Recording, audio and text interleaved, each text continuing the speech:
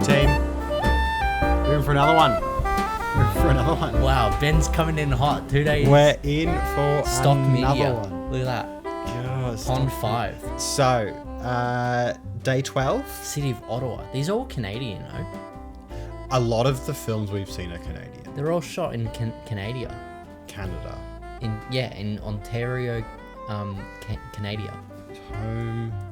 So, day 12. Day 12. Hello. Welcome to Lights Christmas Action. We watched Homemade Christmas. I'm Matt. I'm Ben. We watched Homemade Christmas. Woohoo! I don't know why. I can't seem to hear this coming out of the headphones, but we'll be fine. Is there audio showing up? Yeah, look, it's on the thing. So, look at that. So, I think it's working. Okay. We'll live. Cool. Homemade Christmas. Getting excited. This was so. Hold on. Do you want me to read the plot? I was gonna say it's from 2020. Just for some context for it. This is a 2020 film. Megan uses the weeks leading up to every Christmas to help around with any Christmas-related tasks. When the opportunity arrives to save a Christmas party and dazzle her crush, she must choose between the man of her dreams and Mr. Right. Can I plug it into this one and try? Sorry, we're just fixing the mics. Yeah, it works. Give me swappy. That one works. We're swapping mics. I must have set off the output comes out of the other one. There we go. All right, That's so much better. That's so much better. I'm on a different mic now. We're on different. Well, okay. The mics are the same mic, and there's really not that much voice isolation. So all of this is staying in. yeah, I just read the synopsis. Yeah, absolutely all the same. So the synopsis: Homemade Christmas. No, I've already read it. No, I know. So this doesn't really capture The wonder. She must choose. Hold on. She must choose between the man of her dreams and Mr. Right. Jesus. What a dichotomy. Which one is the man of her dreams? Chase. No, but which one's Mr. Right? Him. I feel like Chase is almost Mr. Yeah. No, like he's like he okay. is the right man for her. Yeah. Like No, you're right. Chase is the dreamy. We give you what you want. You always dreamt of this. Run. So, this is a love triangle. A love ding, triangle. Ding, ding, film. ding, ding. Well, it starts as a love triangle, but then it gets tied up as not really. I just remembered. Yeah. I didn't add a little jingle tune to that one episode a couple of days ago where I said we were gonna do a jingle that we had a segment. Yeah. The Can You Relate? I never added a jingle into that. Do you want to record one right now and then we can cut it out and then you No, can, it's already add it back in? published. Oh yeah, no, too much effort to add in something else. Not doing that. No, it went out. That's fine then. Sorry. There's a lot of times in these episodes where I'll say that I'll edit something and then don't. Do it. I'm sorry. I bumped my ear. I got my ears pierced before. So between some yesterday and context of today, this one, I got both my ears pierced. And I just bumped it. And it really feels weird. So we'll be fine. there's a love triangle in here. What? In the movie. There's a love triangle. I thought you meant in the room and asking what? Is the love triangle in the room with us now? Is the love triangle in the room? No, in the movie there's a love triangle, which is a first. It's a first for us. Real One Entertainment. It's a first. Well, okay. Of the ones we've seen, I'm sure there's others. Well, yes, for us. I'm sure there are others. Can I say that So I was really, really excited when we were going to do this film. Because I looked up the film and I couldn't see Real One Entertainment here. Oh. Really? On the information. It says Thrill Films 4 is listed as the studio. But I think I just have to learn that every Canadian Christmas film like this is Real One Entertainment.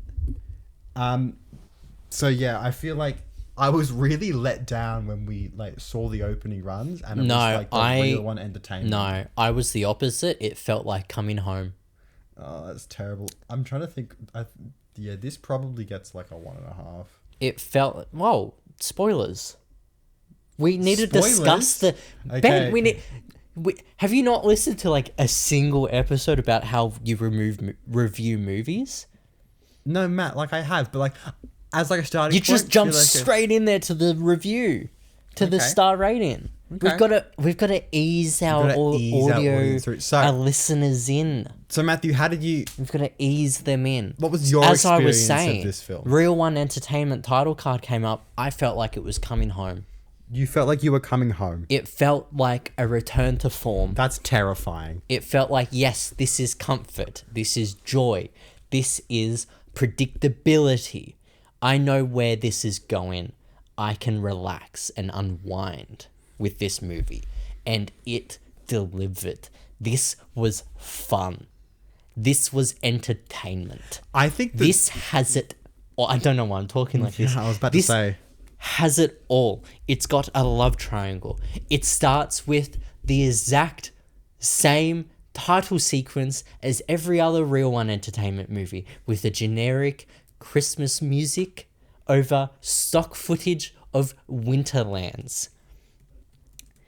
She is an event planner centered around Christmas and an air tasker. She does jobs for Christmas to different people, like baking cookies when they burn their cookies. It's like a seasonal workforce. Setting up decorations when they can't set up their decorations. It's air tasking. She is more of a fixer than fixing up Christmas.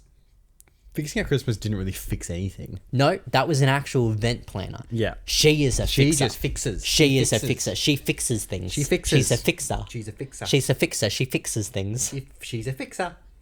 It's like a really niche Australian reference that we're just not going to address. Not going to elaborate.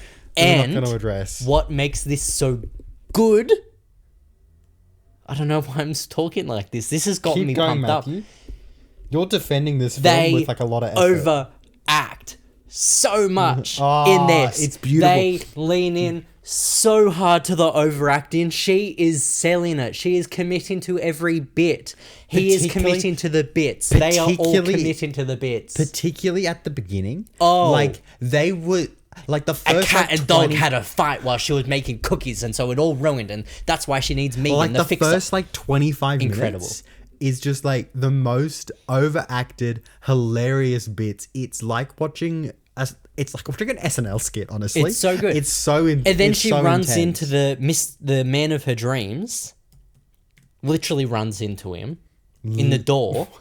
And they have the most flirty conversation. He is so forward to her. He's so much. She's like, can I get you anything? Can I help you? And he's like, your number? Can I have your number? Oh, jeez. You could call me. You could go out on anything that I could do to make you feel better. You could take me on a date. Like, he's so forward. He's so forward and into it.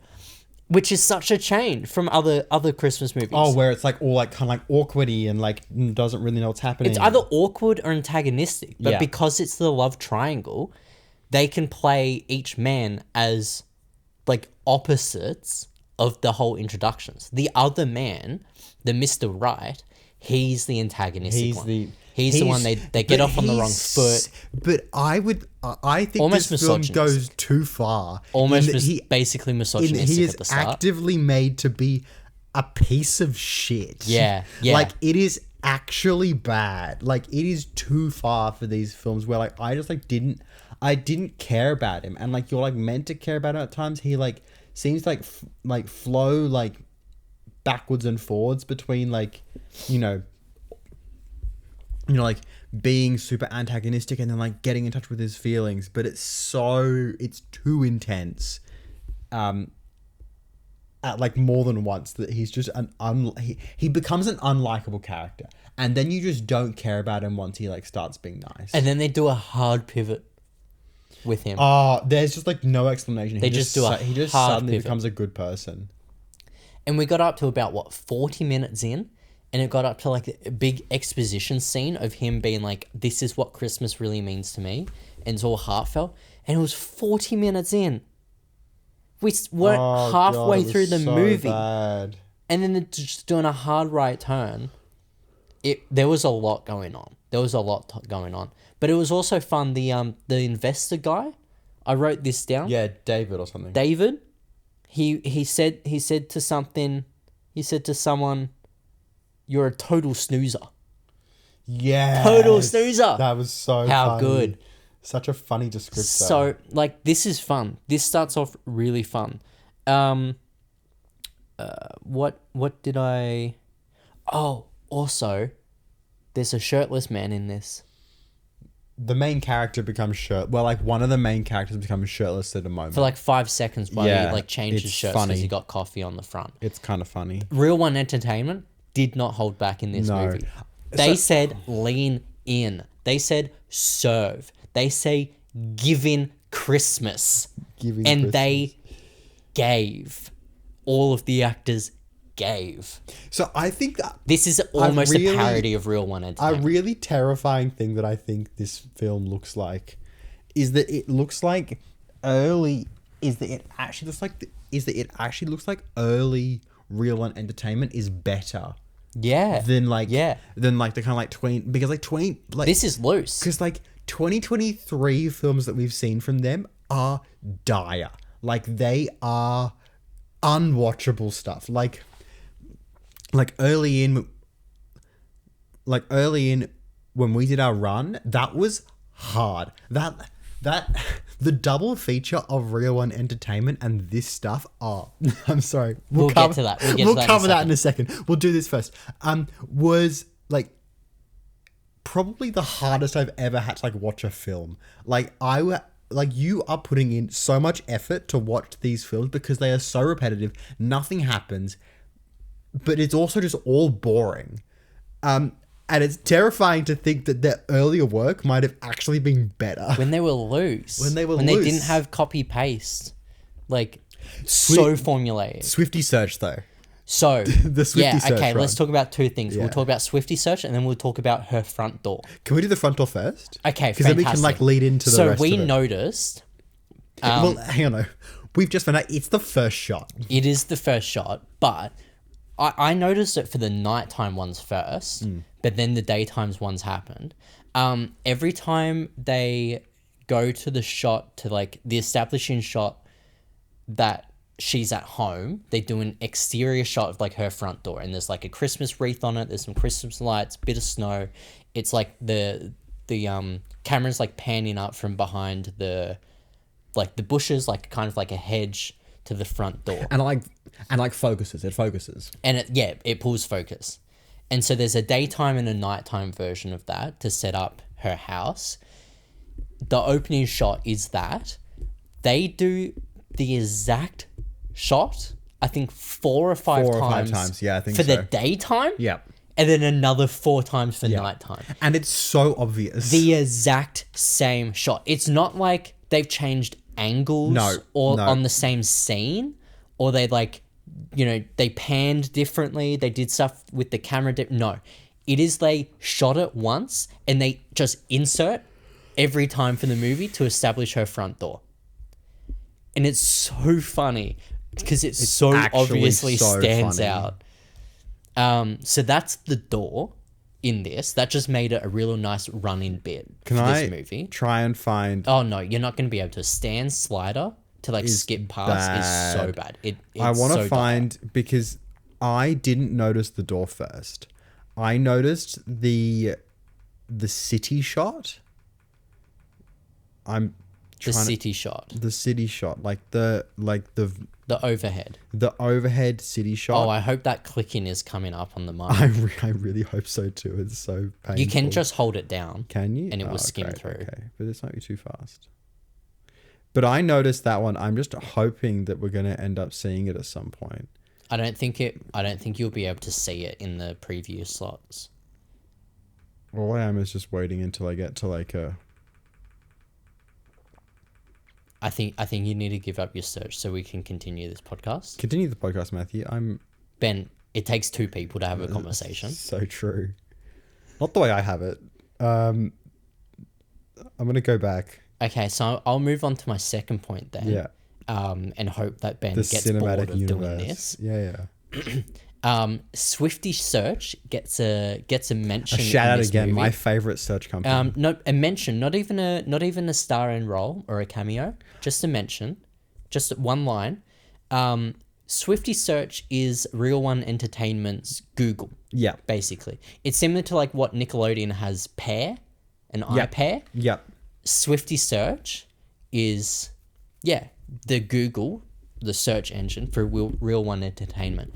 This is the second time that we've heard about Swifty Search. So I was checking the other film that had it was Snowed In for Christmas. Yes, that's which right. Which was the film, which is a 2021 film. Right. So it's been like a multiple year run that like I'm sure if we watched others it would also show up as well. Yeah.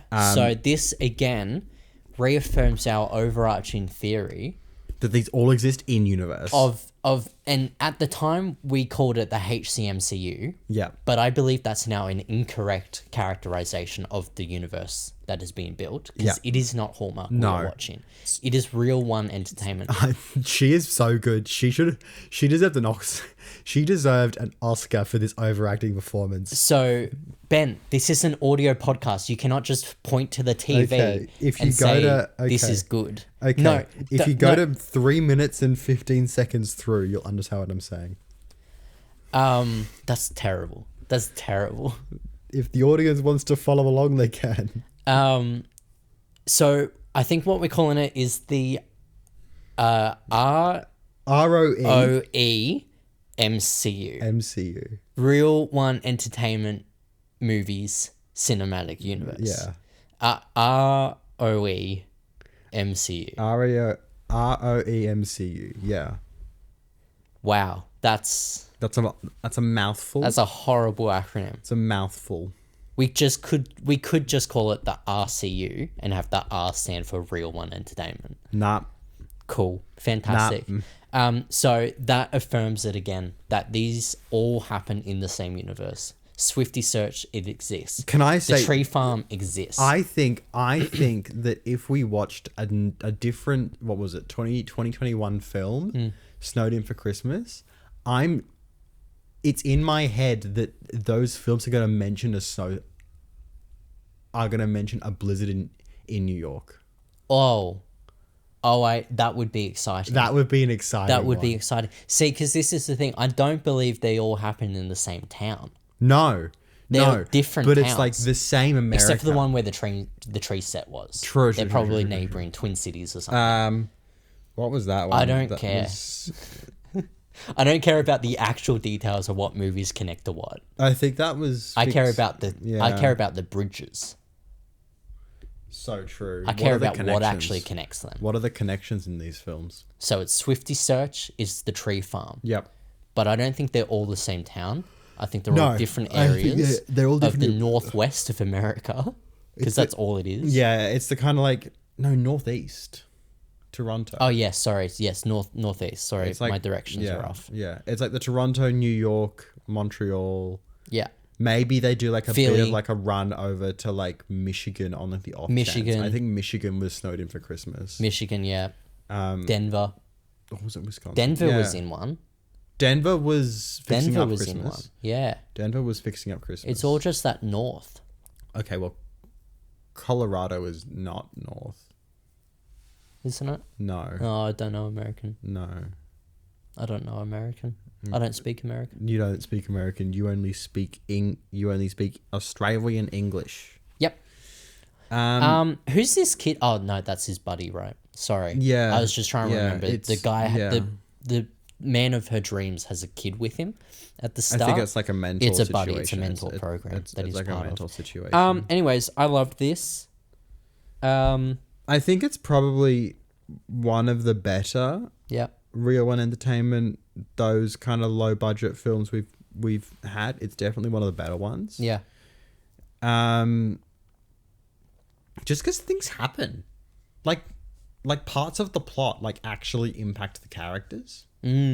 Like, which I think is such a low bar for these films that many of them just don't pass. Towards the end, there are some very questionable decisions that make no sense for their characters. That's true. There are some moments that just don't make any sense. But it wouldn't be a real One Entertainment movie without that. True. It's like the weird miscommunications. Also, Chase's whole character kind of changes halfway through. Like, he goes from being this, like, sweet, down-to-earth guy to being, like... Yeah, but so does the other guy. They I both just flip. I know, and there's, like, no real explanation for it. It's just bad. It's just bad. Probably rewrites. Probably, like,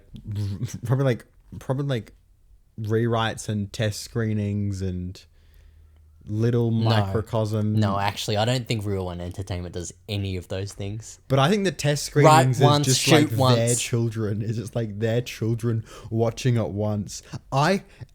In my head, the product. Oh my god, this is the shot again.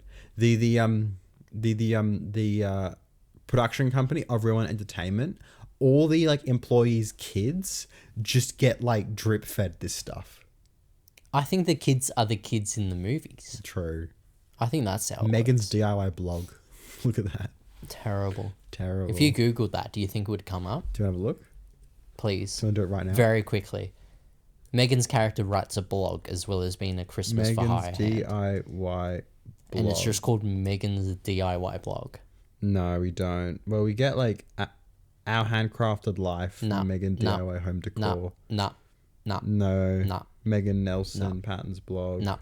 Blog Megan Wheeler. All right, so let's end this podcast. Yep, we're going to end this one. Thank you for listening. Thanks for listening, team. This was great. And we'll see you tomorrow for another fantastic fantastic Christmas film. movie. So excited. Perfect.